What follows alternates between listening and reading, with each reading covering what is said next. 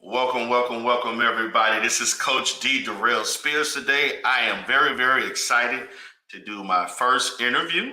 I will be interviewing a lady by the name of Sierra. She's a very attractive young lady.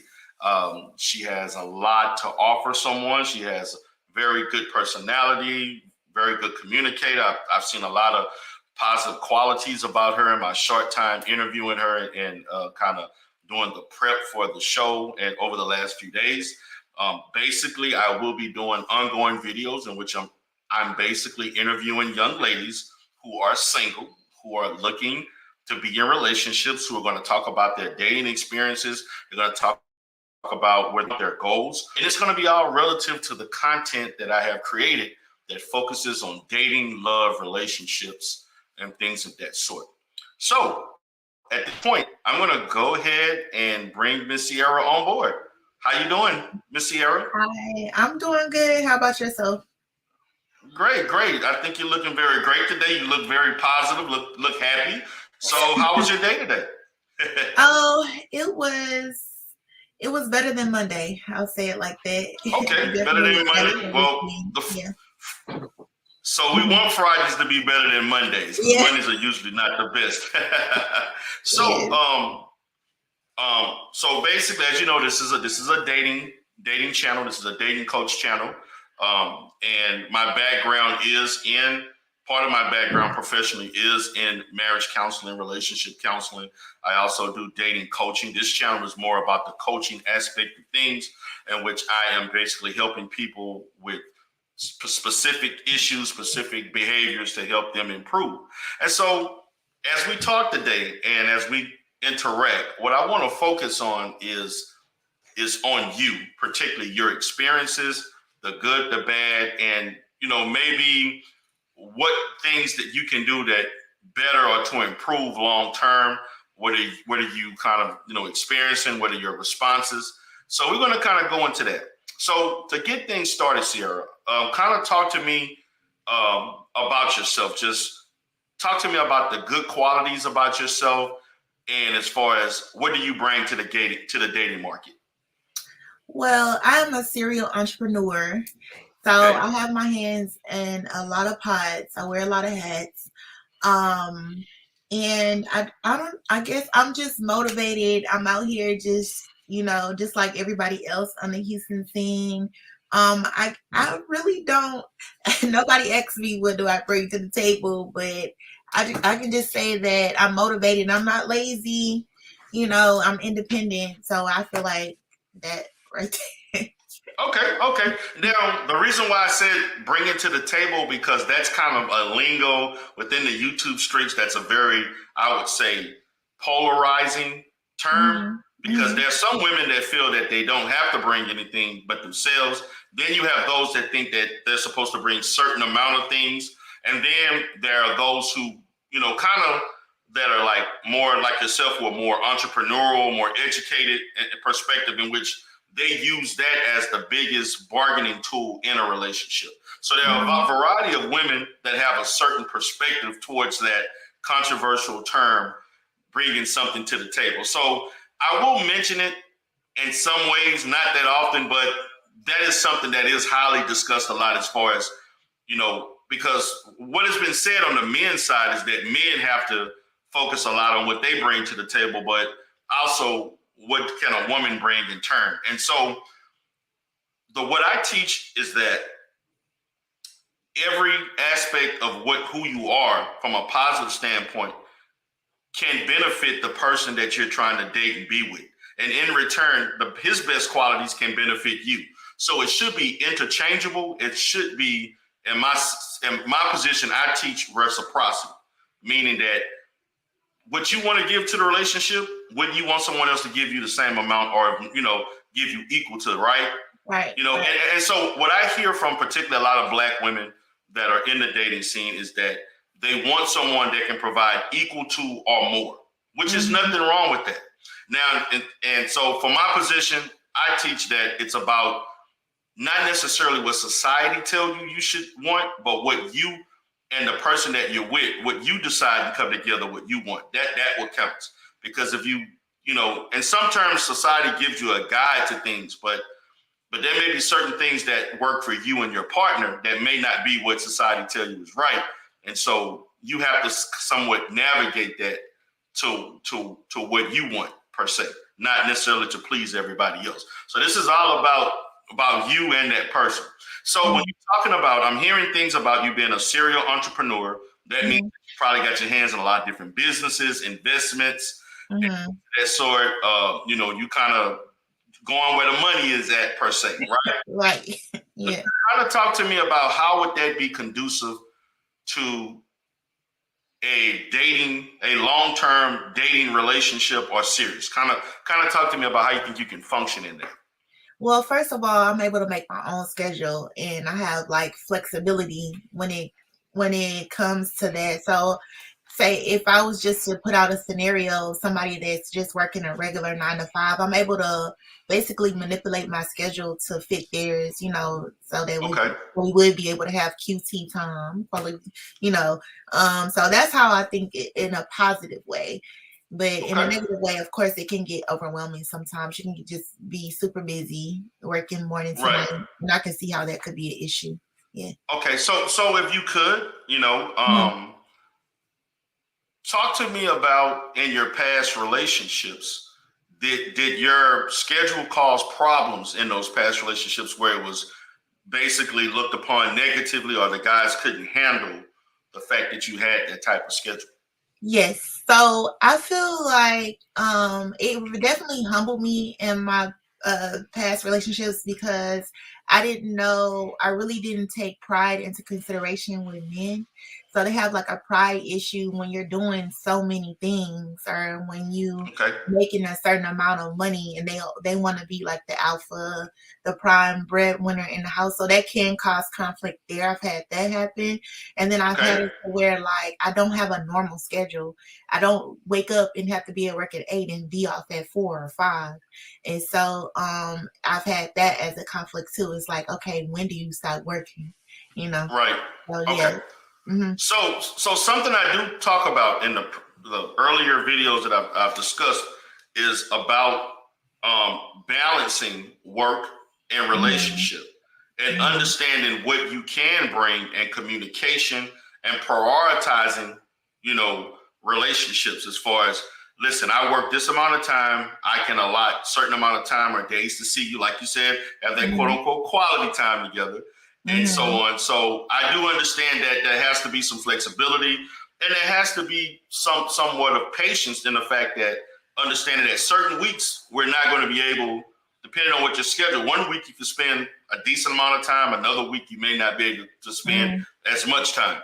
And so it sounds like to me that there have been guys in the past who have had issues with that. They couldn't necessarily, I would say, adjust to that. Right. Okay. Now, one thing I did notice as you talked about that, you did say that the guy want to be the alpha in a relationship, which is most guys want to be the leader in a relationship, and they had issues with your schedule. So, what did they want you to do? So basically, I'm not, so I wouldn't consider myself a housewife, and so a lot of these men want you to they want you to do everything you're doing, and then they still want you to be a housewife when they get home from work or whatever. They still want those qualities in a woman. And sometimes, a lot of times I'm not able to be home at 5 o'clock, 6 o'clock. I'm still out working till 9, 10, midnight. So that can get frustrating for some people if they come home and don't have a hot meal all the time. So. Right. So, so I'm from what I'm hearing from you, it sounds like to me that you had living situations with some guy. You actually lived together, or Okay. So you're pretty much talking about that. The guys that had issues were guys that you lived with, and they were wanting more of a domesticated person, and you wasn't able to do that. So this is something that a dilemma that I've talked about in many situations in my videos is about communicating what the relationship will look like. Okay, having an understanding of, if you date me, this is what you're going to experience. And it sounds like, and what I found is that and I don't know how you communicated that, or if it was more of go as you, kind of go with the flow situation. But I've talked about the dating aspect of vetting one another, looking at their schedule, how they, how you present yourself, how you carry yourself, your values. So did any of these things come up before it became serious? Because it sounds like to me your schedule didn't change based on you moving in together. Like it sounds like to me you had the same type of schedule when you were dating, and it led into when you start living together. Almost like on.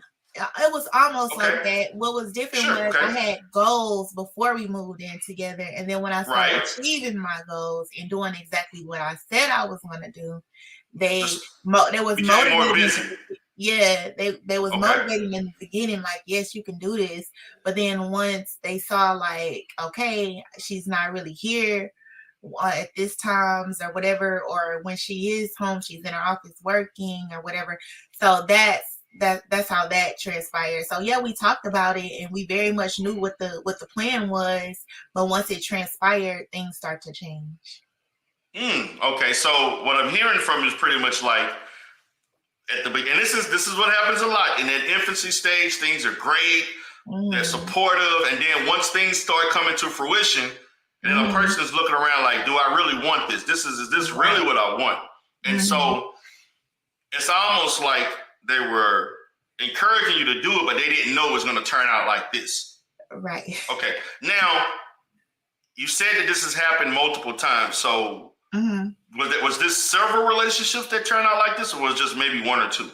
No, so this was just one relationship where it was living, but then like as you dating, being out in the dating world, I just realized that a lot of men are intimidated. Those are like some of their main questions about do you cook, do you do this, do you do that? Like, and it's like yes and no. Right. Now, yeah. I'm glad you stated that. And you used the term intimidation. And I think sometimes there's some men and women, particularly when they're dealing with someone like that, you may not be the ideal thing that they're looking for. And I think for some men, because we're so visual, right? We see a pretty woman like yourself, and you got a lot of great qualities. And sometimes men don't necessarily hear. They're so focused on everything else, they're not really taking into account what you're really saying until later on, until they actually start experiencing it. And so one thing that I kind of teach and talk about is the fact that, when you decide to be serious, and I would say exclusive, and I'm assuming you were, once you start living here, you were exclusive?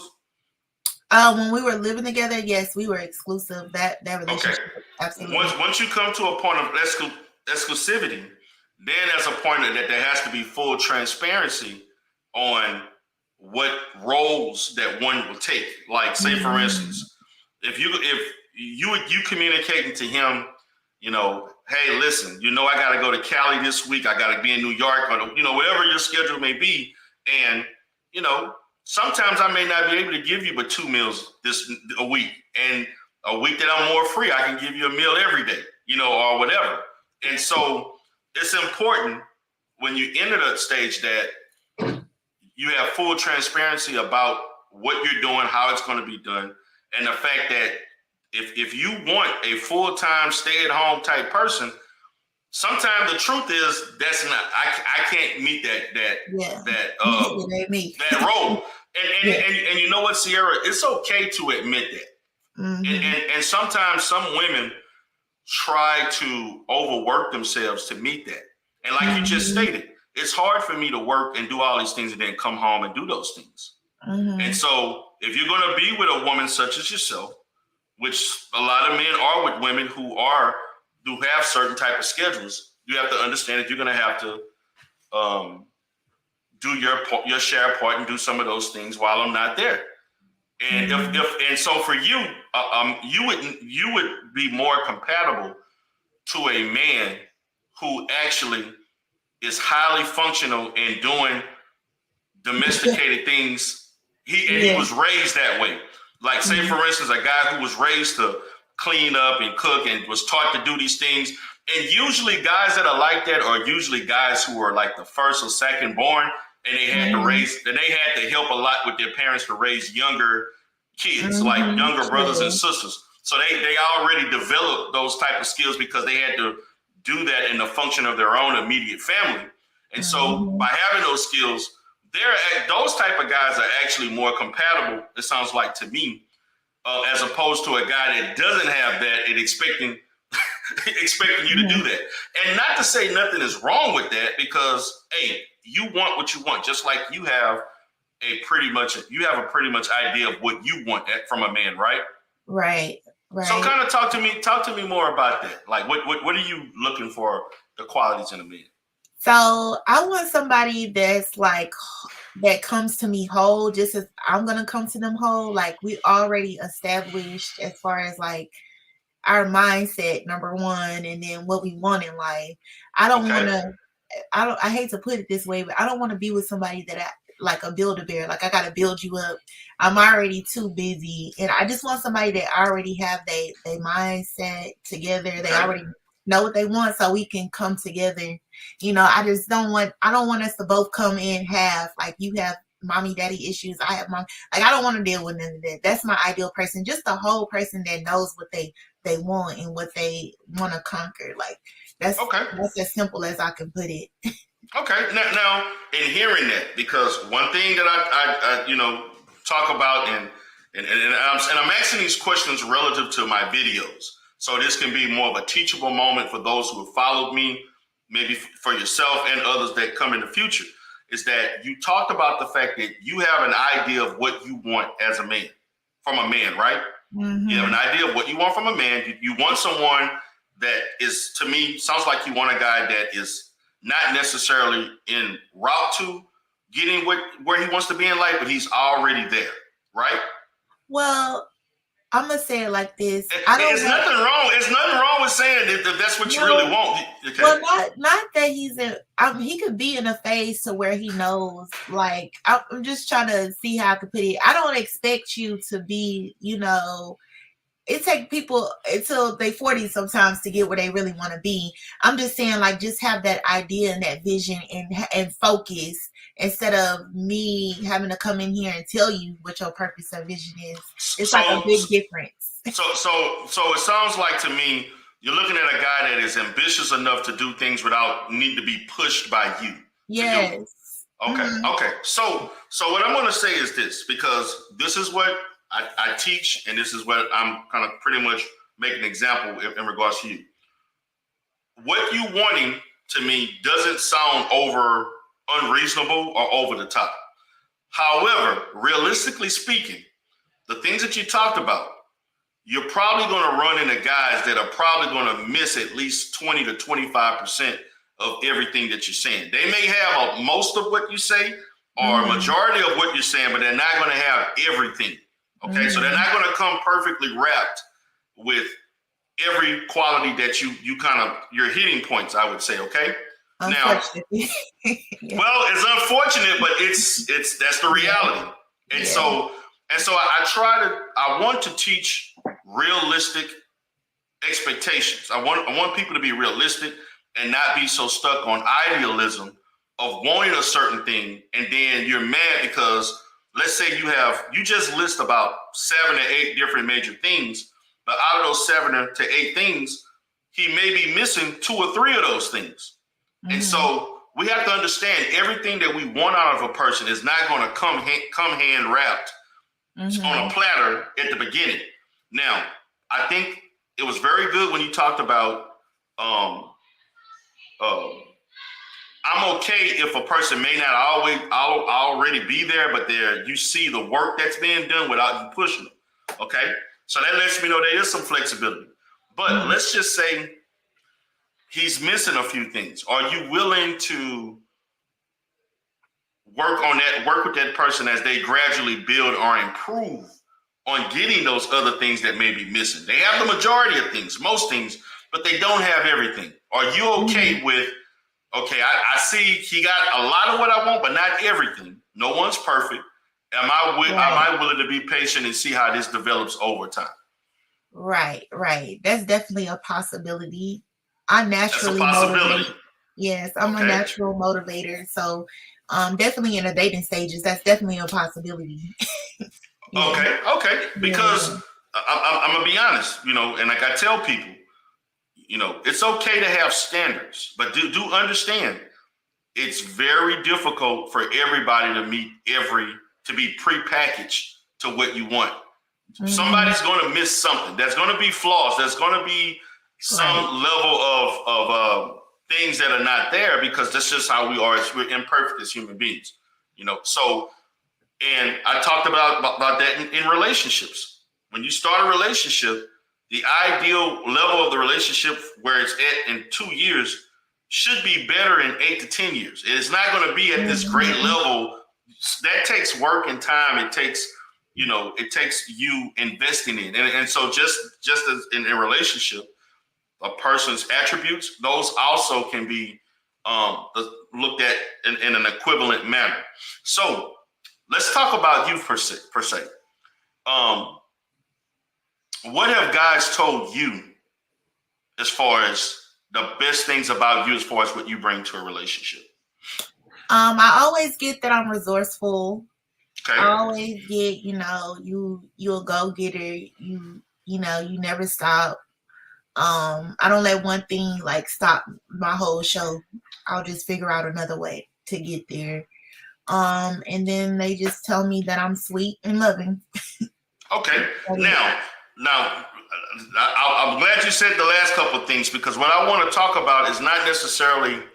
I'm looking at more from the interaction with the person, not necessarily the roles or activities that you're doing in the or as far as being together. But when you talk about your sweet and your loving, those are the kind of things that I'm trying to draw from as far as the interaction aspect or the bonding aspect of you with a person. Mhm. So obviously they talk about being sweet and loving, right? Are there anything else in regards to the direct benefit to a man that you bring, but besides those two things? That I bring. Yes, yes. Like, like, Um, like. Say for instance, I'm looking at the fact that you know you talked about your sweet loving. That's talking more on your personality. Okay, mhm. you would say, right? Now, what about your value system? What about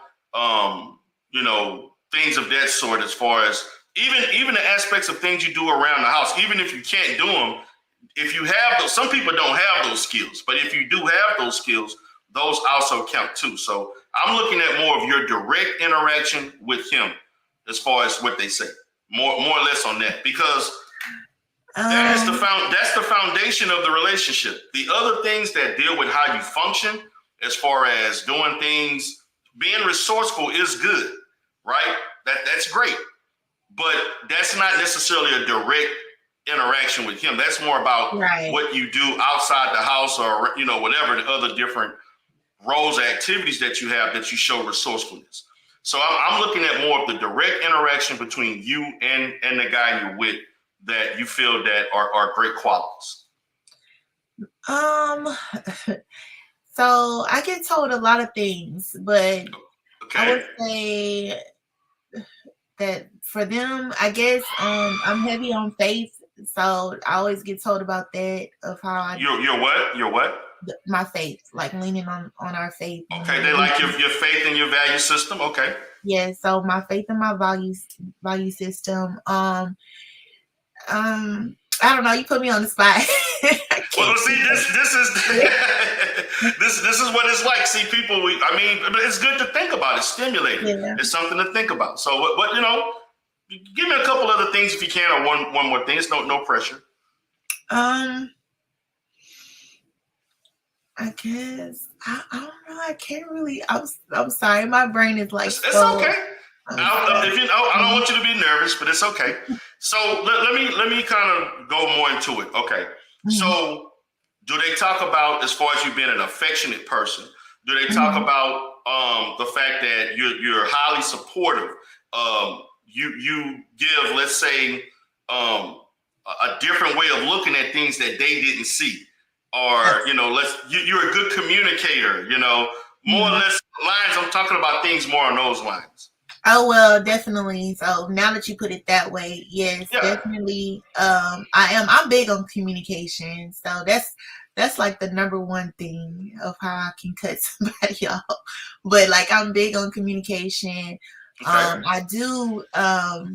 I do always get like, dang, I didn't think of it that way, you know. Right. I always get that because I always try to be logical. I don't try to just be like, okay, I'm not just trying to be comforting. I'm trying to be logical because if you go out into the real world, they're gonna be tough. So I try to bring logic to situations that we talk Okay. about. Okay. And So yeah, answer this question. If a guy's dating you, what do you think he's going to enjoy the most about you?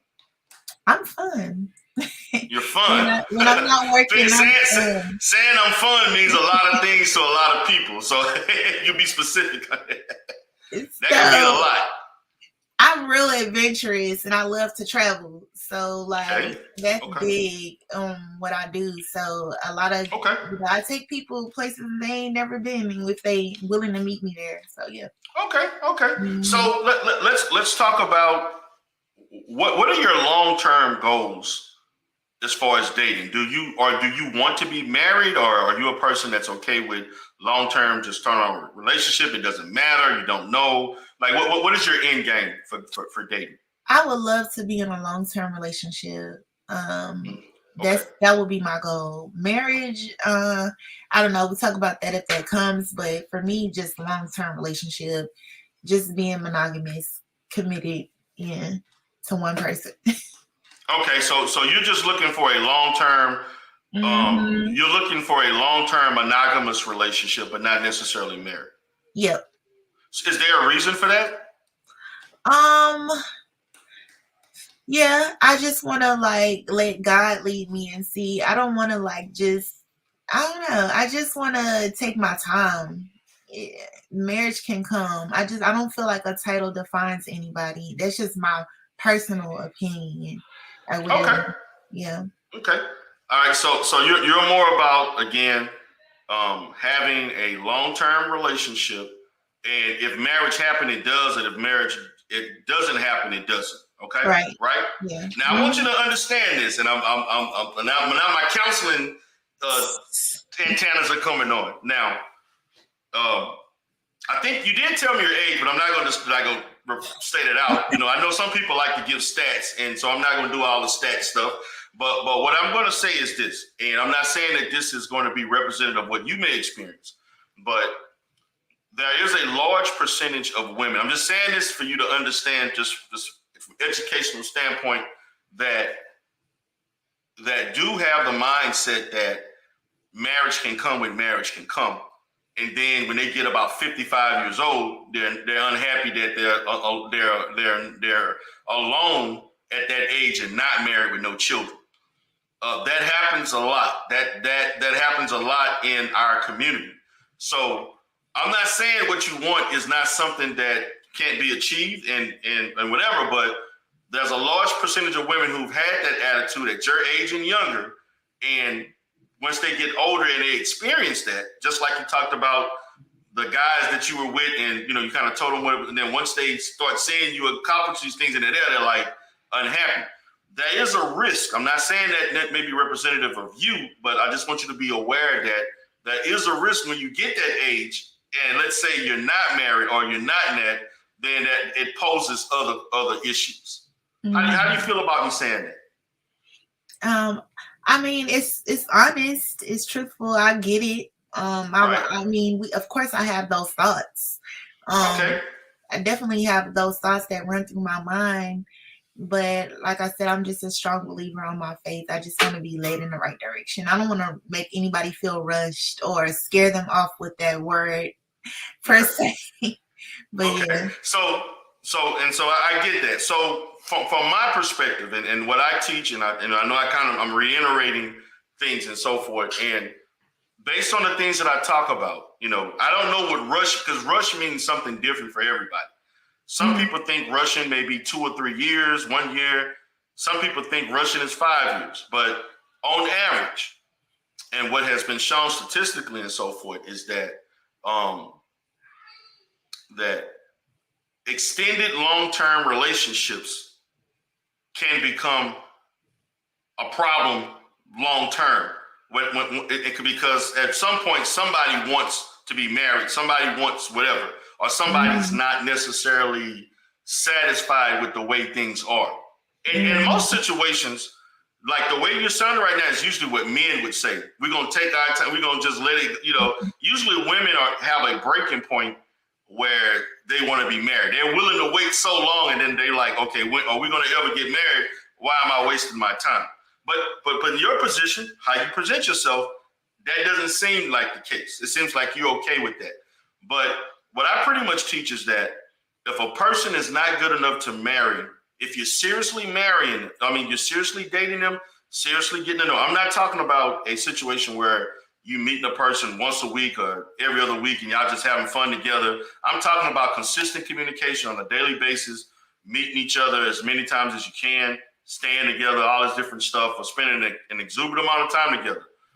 The cutoff time should be, if you're not trying to be married within 2 years, particularly 3 years, 2 to 3 years, then at that point, where else can this relationship? It becomes repetitive. It becomes where we're basically living a married lifestyle without being married. Right. That can pose some problems. And so I teach that, but it's not for everybody, and I understand it. And so again, this is about your goals. It's about what you're wanting, not what everybody else wants. But it's about, if you have a mate, a guy that is okay with the same thing you having, then it's a successful relationship. You don't have to be. If you don't have to be married, you don't have to be married. That's up to you all. If you do, that's fine. So that's your perspective. Now, in saying that, what are you thinking? Me saying that, what are you thinking as I stated that? No, that's very true. I know, like, once you get into a relationship, things start to change, emotions start to get involved. So, but as my perspective right now, it's and just children, children can come about too. Yes. So, as my perspective right now, it's just like, if it happens, it happens. But of course, everybody dreams of having that big wedding and, I'm not gonna knock that part. It's just that's just the kind of mindset right now. I feel like, because I'm in the position that I'm in, I just feel like right now I'm married to my business until I'm able to outsource everything, and I'm able to, have somebody that can somebody that can sweep me off my feet, I guess. Until then, I'm married to my business.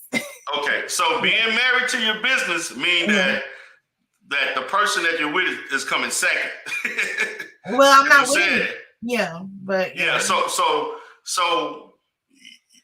what I'm going to say, just listening to you, it sounds like to me you're waiting for the right guy that can fit into your life, that can maybe change you can be willing to change your schedule, but that person has to have a certain level of functioning in order for you to make that sacrifice. Okay. All right. So kind of talk to me about economically. What do you want this man to bring to the table? Like, does he have to be 6 figures or more, 70, 80 grand, 50 grand? Like, what is something you're comfortable with being with someone long term? What kind of income are you looking at? Oh, if they could at least, this me playing with numbers, but if they can at least bring 55 or better, that's a good start. Like, meeting each other like halfway. At least we know we'll be okay. Okay. Now 55K, and or do you make more or less of that, or are you around that amount or more? So I'm gonna go off last year's income. I make like double that. But okay, so if you're making 100K, and I'm gonna say this because I've seen women who talk about dating men who make less, and when they go into that, it doesn't always. Are you okay as a person with your man making 50% of what you make? They may not be okay with it. No. I'm asking you. Are you okay? Not worried about them. Just you for right now. Yeah, I'm okay with it because of our age. It takes time. Okay. Well, I'm gonna say this. I mean, I think that's good for you that you are, okay with that. My position is that I have seen women be okay with it to a certain extent. Mhm. I've seen some women say he has to make at least, particularly if you're a high income earner, um, they would want someone to make at least 75 to 80% of what they make. Then I've seen some that, hey, they're like on your end. But this is the thing that I've seen the most. The consistency that I've seen with women who earn more than their men, is particularly at that percentage, we're talking about 50%, is that they want the man to earn up to what they earn, and he may not be capable of doing that Mhm. based on the industry that he's in. Right. And so you can take that as being complacency when it's not necessarily complacency, is that this is the industry he's in and this is what he can earn. And I've seen some women, they be okay with it for a few years, but long term, they're not okay with it. They're like, okay, why are you not rising up to my level? And the fact of the matter, if he's working in education as a school teacher making, 45, 50,000, he's not going to be there. He may end his career making 60,000 because teachers have a slow, gradual pay scale as they get years. So Right. that's what I'm talking about. That's certain situations, certain industries that you're probably the guy's probably not going to make that kind of money to be equivalent to yours if your attitude changes. Yeah, I don't plan on it, but like one thing about me is I'm a motivator, and if I see it's like room for for growth, or if I see it's opportunity out there on the table, I'm gonna always push them towards that because I would love for the person that I'm with to exceed my income, so I can save and he can do everything. So yeah, that's See, I hear you saying that. So when I hear you say that, I hear you secretly saying, if I had a guy making 150 to 250, that would be wonderful. Yeah, it would. Even though you're saying, I'm good with 50K, but if you're making 150, 250, then then I can change what I'm doing. Now, it sounds like to me you don't want to work this hard for a long period of time. That's what it sounds like. It may be true, but that's the impression that I'm getting. Yeah, I don't. I want to be able to outsource everything and travel. Okay. So ideally for yourself, how much longer do you want to work like this? I'm gonna give myself at least, if ideally, if I meet somebody that'll change, but right now at the state that I'm at, I'm gonna give myself another at least 5 to 10 years. 5 to 10 years? Okay. Yeah, about 5 to 10 years. That's 10 years is a long time. 5 years is short term, but 10 years, but that's all contingent upon if you have a relationship that will allow you to invest more in another person and they have the necessary income around them where it can take up the slack for the income that you're going to lose by focusing more on home. Mm-hmm. Okay, that makes sense. That's your perspective. That's where you're at. Now, let's more or less talk about as far as you said, for instance, when you're with someone, what they'll like about you is that you're pretty much a lot of fun, right? Mm-hmm. You're fun to be around, fun to be with. What is your mindset on as far as dating for you? As far as you meeting somebody, going on dates, being exclusive, being sexually involved, as far as everything that encompasses that gradual aspect of being exclusive. Like, do you have kind of a timeline for those type of things, or it all depends on the flow of the situation? Like, how do you go with that as far as you vetting someone and being open to taking it to the other levels and so on? Like, how do you approach that? I see you smiling. I absolutely do not have a timeline. I wish I did, but I don't. I don't have a timeline. I just kind of go with the flow, the vibes, the frequencies. I'm all about the energy. Okay. Okay. So do you consider yourself a person that is like because you said that you're somewhat affectionate per se? Mm-hmm. Okay.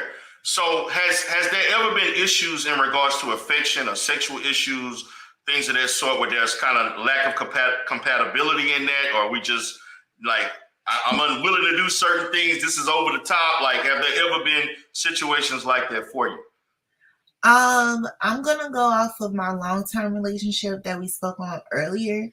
Okay. It got to a point where, we both got really busy. And so the affection was an issue.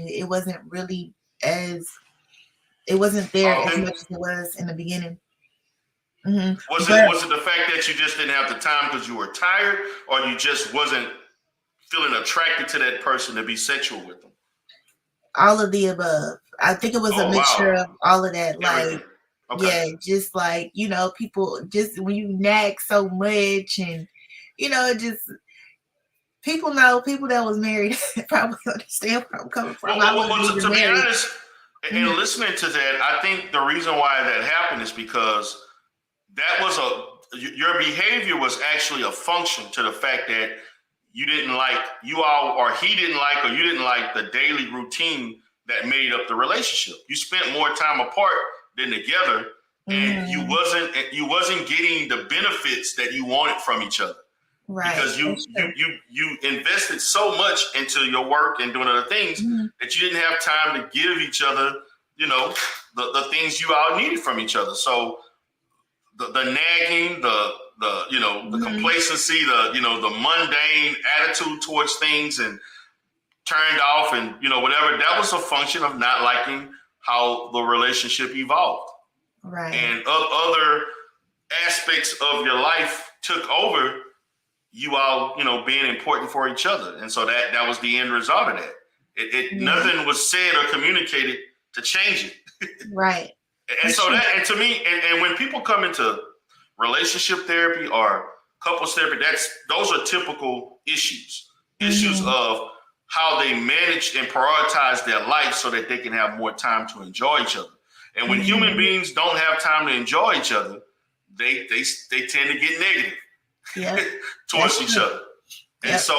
And that's why I preach communication. Communication is vital Mhm. in a relationship, and not feeling guilty or afraid or have anxiety to tell a person what you need from them and what they need from you, so you can give it to each other. If your man telling you what he needs from you, you can't give it to him unless he tells you, right? Right. And the same thing for you. You If can't you reach want your things, mind. Yep. yeah, Understood. yeah, Yeah. and if you want things from your man, you have to tell him what you want. And so no one can read your mind. And it's a typical thing to say. You're just supposed to know. No, he's not just supposed to know. You have to communicate Mhm. what those needs are. Yeah. Okay.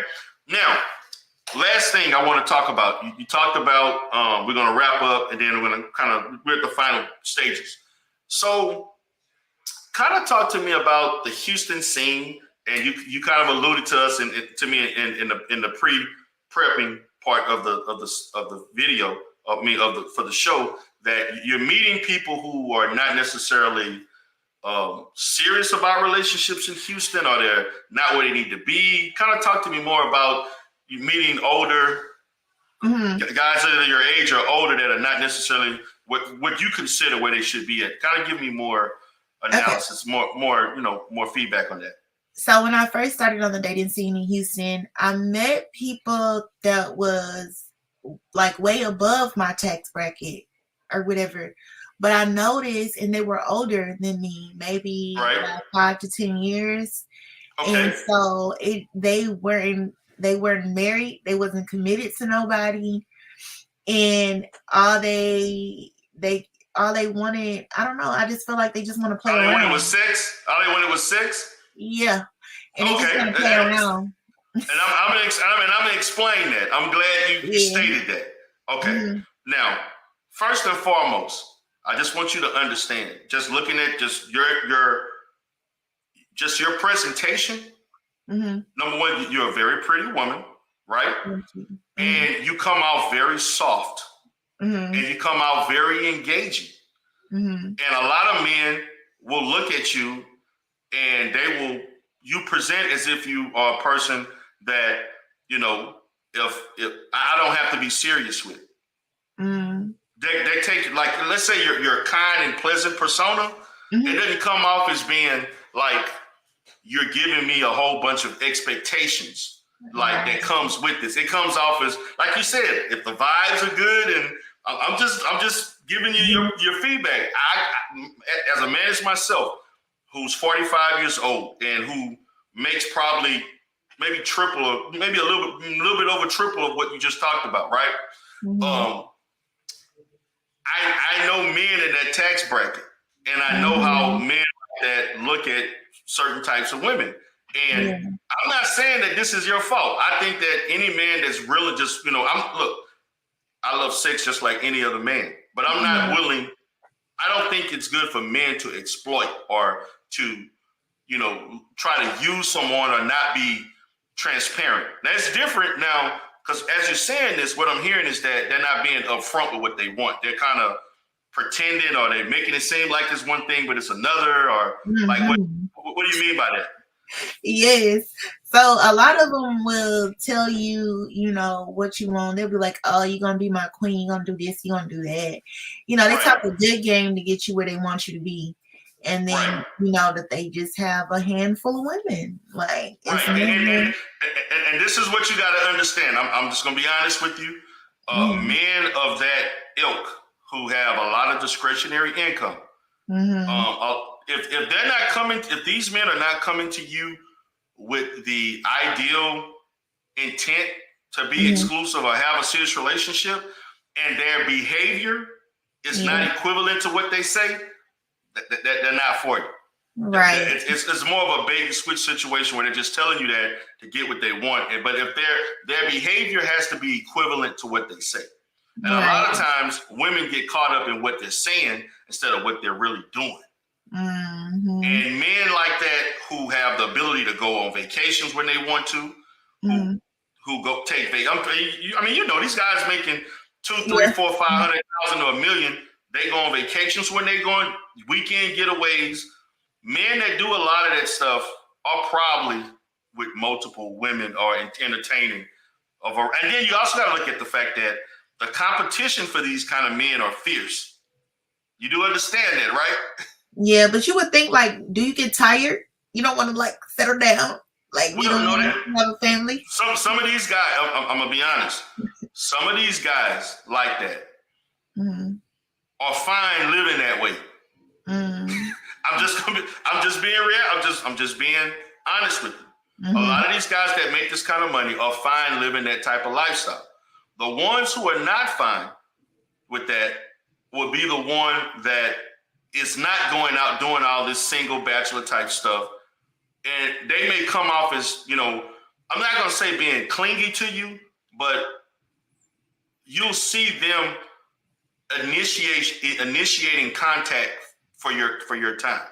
They value your time so much that while you're away out of town, they're calling and asking you when you're gonna come back.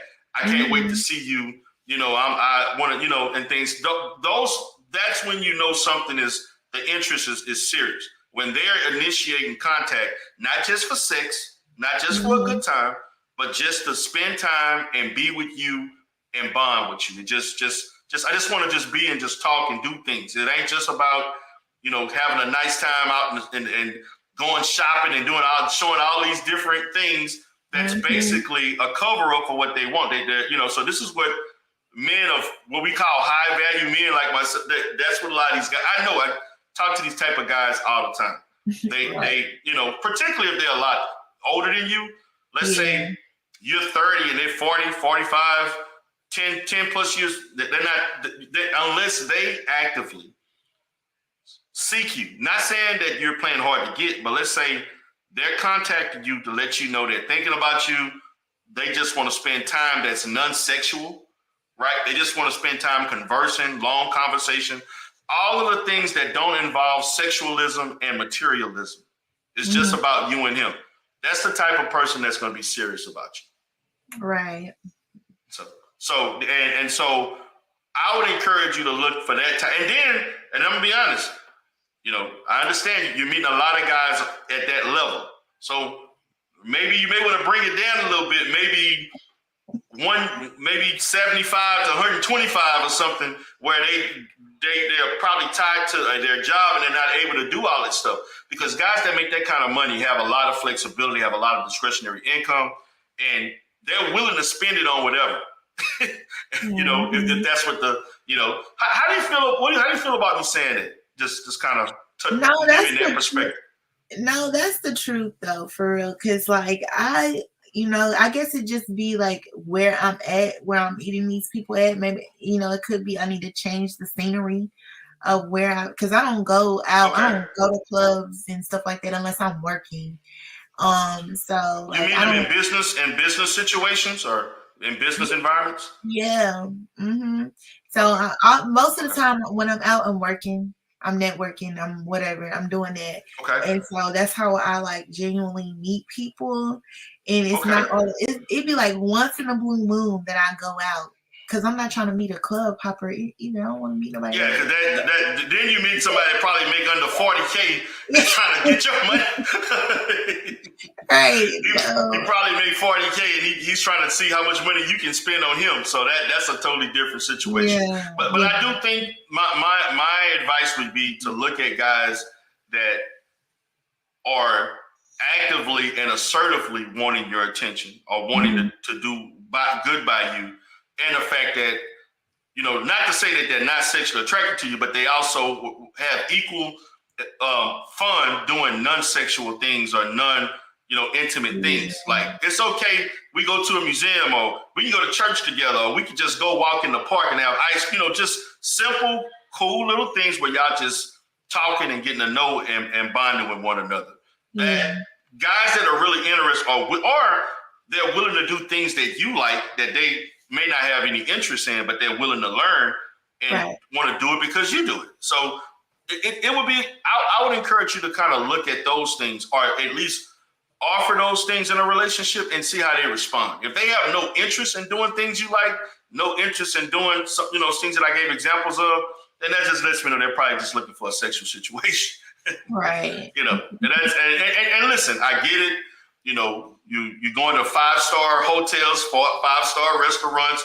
They got the boats. I know our guys in Houston. There's a lot of oil in Houston, but there's a lot of guys in big business, financial, and they are flamboyant in a sense, or they just business classy, and that's how they present themselves. And you can tell that they have a lot of resources, and they're at a certain level of living that a lot of people are not.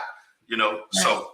And so when you view that, that's just you can get caught up, or you can just, get taken into that type of lifestyle. But what you have realized is that it doesn't work for you. It hasn't worked for you yet.